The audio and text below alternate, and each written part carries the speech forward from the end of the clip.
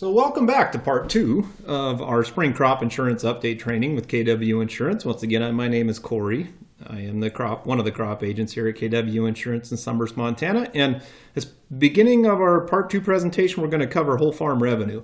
There seems to be a lot of interest as far as asking questions anyways about this program because it's been relatively well publicized, I think, between the extension agency and just maybe some RMA advertising. There are some things that make it not fit our area very well.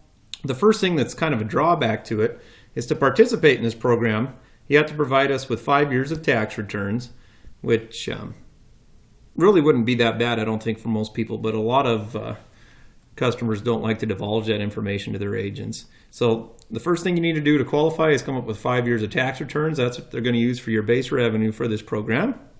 The more diverse your operation is, the bigger the discount. So if you're just a wheat grower, this is going to be relatively expensive. If you mix 3 or 4 crops together, much more affordable. And it can be purchased along with traditional MPCI insurance, which is how I assume this will end up being used most of the time. Obviously, the problem with trying to just use this whole farm revenue by itself would be that your whole farm would be grouped together into one giant unit, basically. And where on the individual crop insurance side, it's going to take your yields on each unit into account, and that's what you're going to be paid off of. So there's a downfall again for using just straight whole farm revenue. The problem with using it in combination with their multi-peril insurance is that they take the multi-peril payments off before they pay you on the whole farm revenue side. So your payments on the multi-peril side are counted against you as revenue to take away from your whole farm revenue guarantee. So in reality, if you look at your whole farm revenue, like off your tax returns, maybe you average $500,000 per year in revenue. Your crop insurance, let's say, covers $400,000 using your yields and price. So the most that you probably would ever get paid on the whole farm revenue would be about $100,000. And that even comes into question here. I'll show you as we go forward. So it'd be a good fit for operations with a large percentage of uninsurable crops or cattle in their operation. You can't have more, as far as the cattle portion is concerned, you can't have more than 35% of your revenue be from livestock. But if you're like a traditional farmer around here and you have a good chunk of farming income and then some cattle, this would actually help cover some of the cattle revenue, which probably isn't being covered at all right now. So whole farm revenue continued. Your guarantees are determined by obtaining copies of your operations tax returns for the previous 5 years to come up with an average revenue for your operation. Losses are figured using the current year's tax return, so your loss won't be paid out until you file your taxes for the following year. And then an inventory report also has to be taken at the end of the tax year, basically, of what you had for unsold cattle and grain to come up with the current year's revenue. So not only are they using your tax returns, they're also going to have to do some inventory reporting sheets. There's probably going to be some bin measurements for the unsold grain or some auditing of the cattle that are actually sitting there that are left, basically, to come up with what your current year's revenue would be. It requires a pretty decent amount of paperwork versus traditional crop insurance, so that would be another kind of downfall from it. And here's some of the things that really maybe don't make it work quite as well for our area. So crop insurance payments and other government payments are excluded from your historical revenue. So as far as historical revenue goes, what they're going to use to build your base, all they're going to use is your crop sales, basically, and not any of the government payments or crop insurance payments you received in the past. So there's one problem with this program, is that what they're using to build your base doesn't include what, for some of us, can be a pretty good chunk of our income, which could have been crop insurance and government payments. You can't be in cat coverage and purchase this program at the same time. I've had that question from some producers thinking they could save a fair amount of money on the federal crop side and just keep a cat policy in case things really went south. You can't do that. It has to be a buy-up policy, which means 50% level at a minimum and 100% of the price. And if over 35% of your revenue is from animals, you don't qualify for coverage.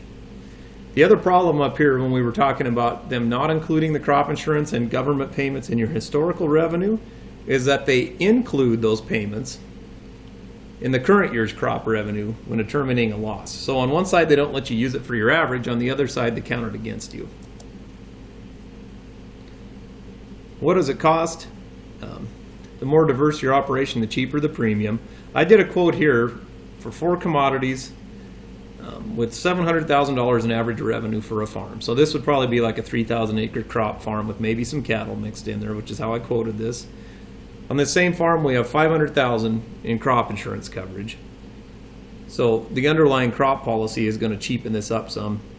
So you could take and insure 75%, let's say, of the $700,000 revenue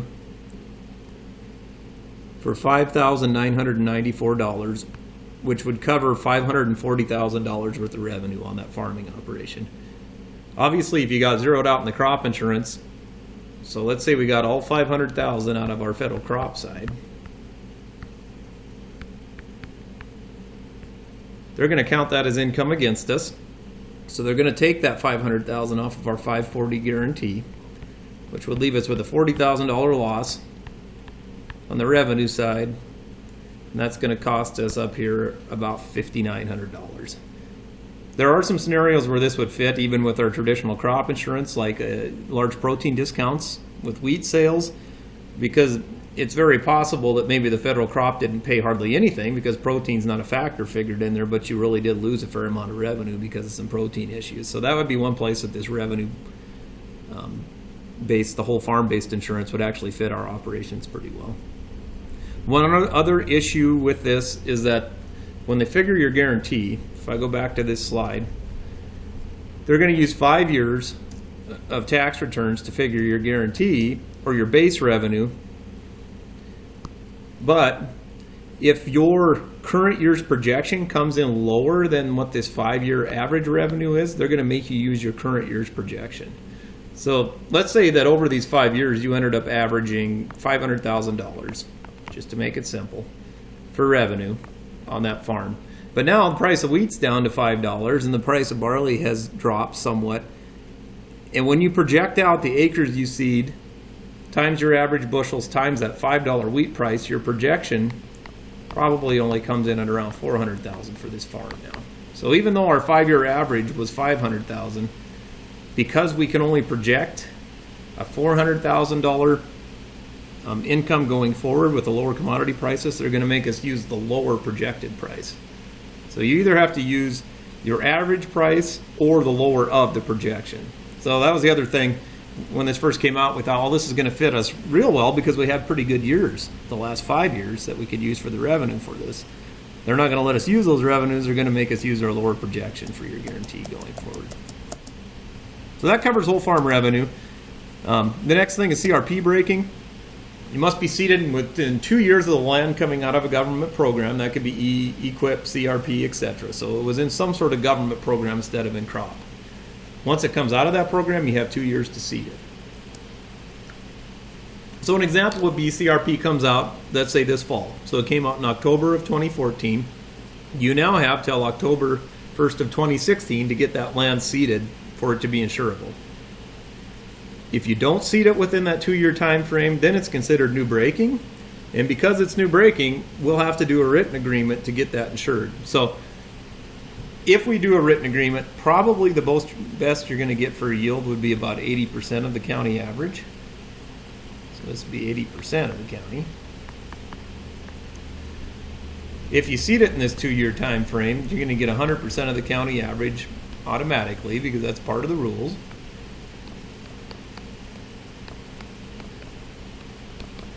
And we won't have to do this additional paperwork to get it insured. It's really important to talk to your agent way before seeding if you're out of compliance on these dates, because we have to do some paperwork. Sometimes this paperwork has to be in by this March 15th deadline to get that land insured if you got past that 2 years out. So the other thing we get a lot of questions on is my CRP came out and I sprayed it out in the spring and seeded it in the fall. Why isn't it summer fallow? Because it sat there fallow all year. So we'll take you through some slides that will explain that. So we'll say our land came out of CRP in October of 2014. So it came out this fall. We sprayed our CRP out in April. So when it came out, we didn't do anything with it. It sat through the winter. Then we went out in April here and we sprayed that out. So next spring, we sprayed it out. We fallowed it the whole crop year, all the way till next fall. And then we seeded to winter wheat in the fall in September of 2015. So it is actually 2016's winter wheat, right? So even though it was fallowed all of 2014, it did not go through a summer and a winter as fallow, so it will be CC winter wheat. So that's the big thing. It has to go through 2 seasons, a summer and a winter season, to be considered fallow. So what if we seed this to spring wheat? The same land, exact same scenario. So our land came out of CRP this last fall. We waited till spring and sprayed it out in April.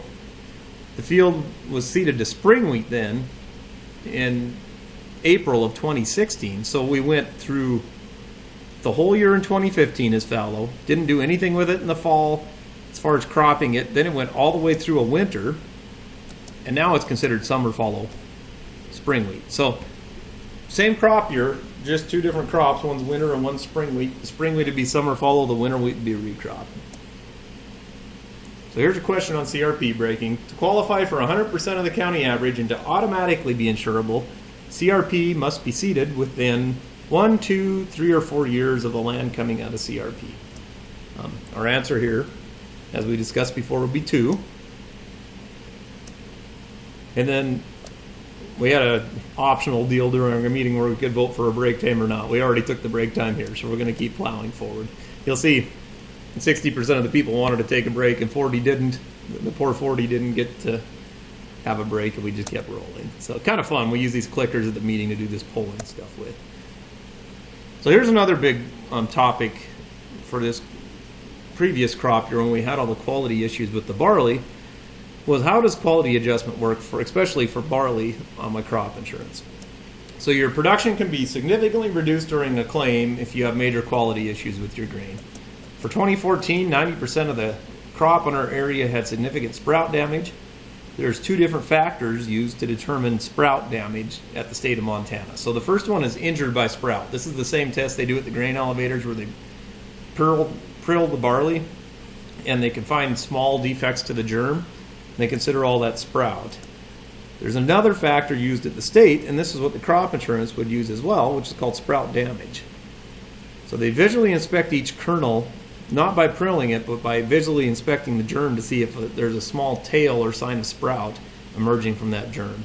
The sprout damage number is almost always lower than the injured by sprout because it takes a little bit more severe sprout for the sprout damage to show up. Once again, sprout damage is the only factor used for quality adjustment on your crop insurance for barley. So this year, we got a lot of barley go sample grade because any barley that's 10% or more sprout damaged automatically gets a 30% reduction in the counted production against you. Plus, there's another damage chart on the next slide that you'll see will get added on top of this 30%. So here's just a State Grain Lab sample example. So you'll see there's 2 different things on here. There was injured by sprout, and then there's also sprout damaged kernels. And the big deal here is that a lot of people didn't quite understand why they didn't use this 51% number on the injured by sprout. That's because sprout damaged kernels is the factor used on crop insurance. So you see the injured by sprout came in at 51%, sprout damaged kernels only at 36%, so that's the number we'd use for your claim. So like we talked before, first off, if your grain comes in sample grade, which is 10% or above sprout, sample grade is going to, sorry, I'm having a little bit of pen problem here. So your sample grade anyways is going to reduce your production right off the bat by 30%. So we'll write sample grade here. So right off the top, they're going to take 30% off of your production, which is good for you in a claim, right? Because the less production they count, the more your payment. On top of that, they're going to follow this chart down and find where your sprout damage number came in. So let's say it came in at 32%. So if that's the case, they're going to add another 0.53 or 53% more reduction because not only did it go sample grade, but now we had 32% damage. So they're going to take away, in this example, 83% of your production before paying your claim, which is going to result in a lot larger claim for you, right? The one goofy thing with this is if it gets off these charts, so if it gets above 34, you'll see it says see section B. And in section B, that means that now instead of giving us a 80% reduction, we're only going to get 50%. Where before, so if you deliver this grain to the elevator and it's off the charts, if it's above 34% damaged, you may not get a quality reduction at all, because if it's delivered, it goes to a whole nother factor, which is called RIVs, which are not going to result in nearly as much reduction for you. So if you have some pretty badly sprouted barley, never deliver it to the elevator. We want to settle that in the bin first, or it can result in a huge reduction in your lost payment. So more of this. So how does this affect my claim? We're just saying this is a 10,000 bushel bin. We had 30% sprout damage on this barley. So the first thing is it's sample grade, as you can see. So they're going to take 30% of this bin away right off the top because of sample grade. So now we're down to only 70% of our initial production on this bin is going to be counted as part of your claim.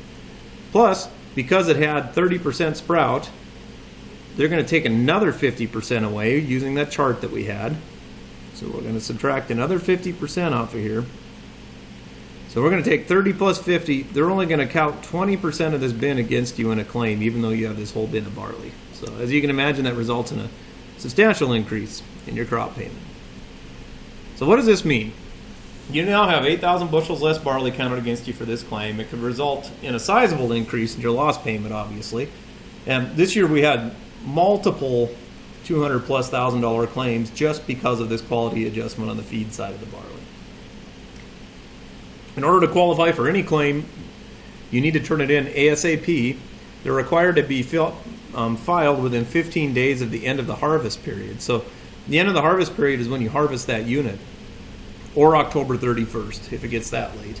But you need to turn these claims in at harvest time while you're rolling if you even suspect that there might be a claim. It's always better to turn a claim in and sign off on it later than to wait way out until like Christmas time or whatever and try and turn it in. The big thing to remember is do not deliver barley with quality problems before getting the adjuster to take bin measurements and samples. If you do, there's a good chance you're not going to get to take advantage of these reduction factors going forward. So, true or false? Injured by sprouts, a factor used for quality adjustment for barley. The answer to this is false because it's actually sprout damage, remember, not injured by sprout.